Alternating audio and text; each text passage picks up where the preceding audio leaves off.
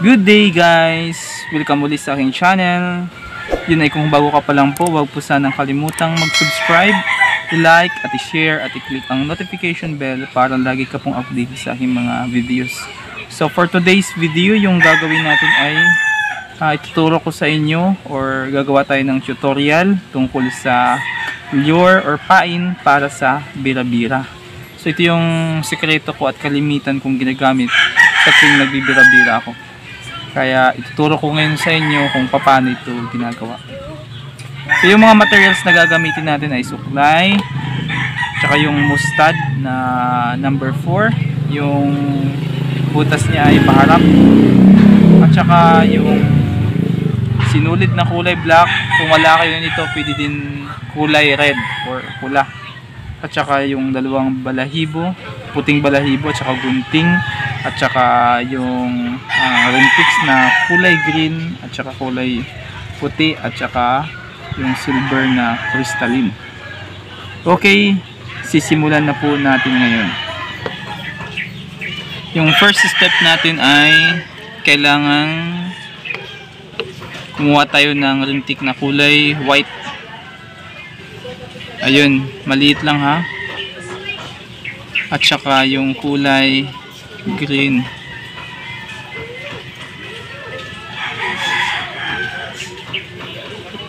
Ayan.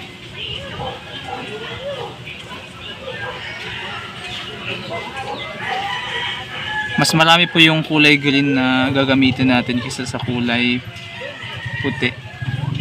Ayan.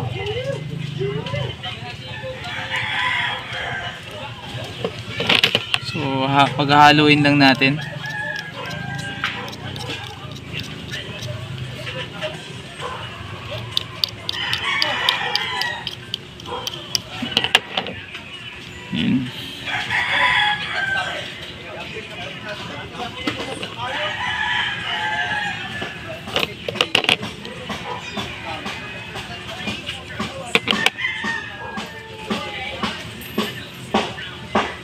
So napakabilis lang pong gawin ito. Ito yung pinakamabilisang pain. Kahit andun ka sa laot, pwede mo itong gawin.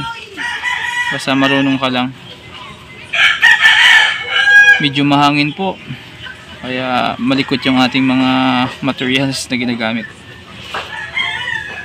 So ito lang, napakasimple lang. At saka haluan natin ng kulay silver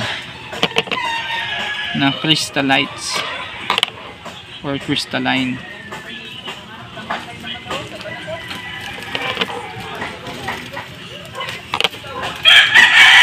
So dalawa lang po yung gagamitin natin, pero it's up to you naman. Pwedeng kang gumamit ng 5 hanggang 5, 3, 4, 5 or so depende. Wag lang natin lagyan ng napakarami kasi parang hindi na fit sa ating pain. So yung dalawa lang ginagamit ko. Kalimitan yung ginagamit ko ay dalawa lang.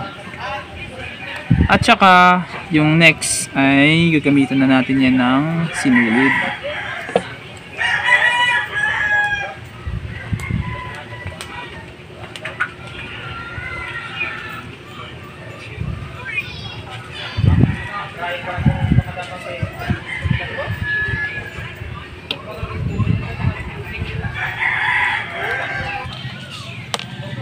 So bago natin ilalagay yung balahibong puti, kailangan muna natin sukatin yung haba niya.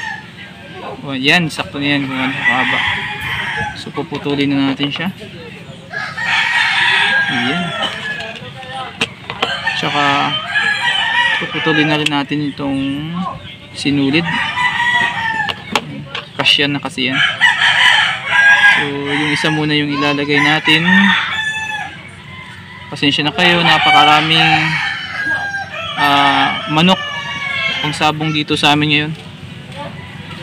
So medyo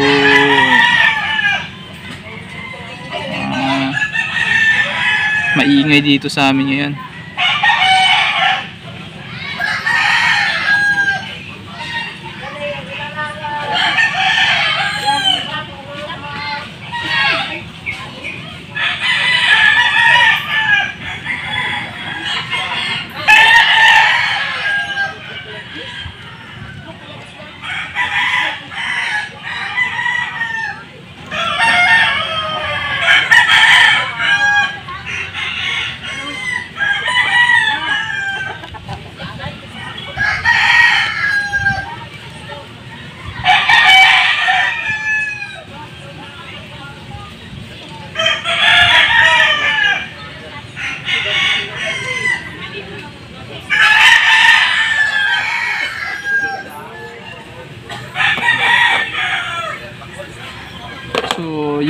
nalagay na natin yung balahibong puti at saka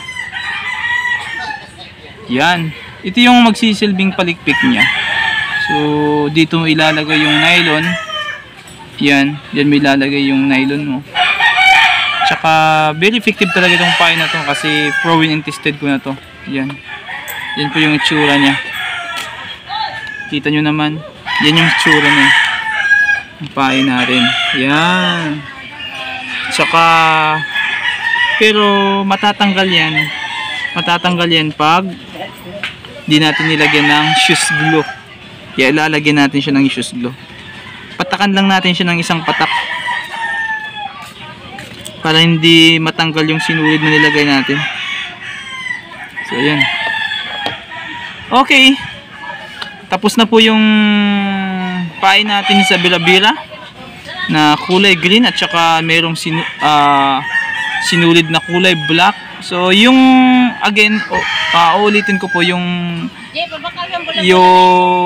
sinulid natin, pwede kang gumamit ng kulay red at saka kulay black at saka yung balahibo niya kulay puti at saka kulay green. So marami pa tayong tutorial na gagawin. So ito po muna yung tutorial na ginawa natin ngayon na kulay green. So maraming salamat po sa panonood. Sana po ay may natutunan kayo sa napakasimpleng tutorial na ginawa ko ngayon. God bless po sa ating lahat at huwag kalimutang mag-subscribe sa aking channel. Salamat po mga master.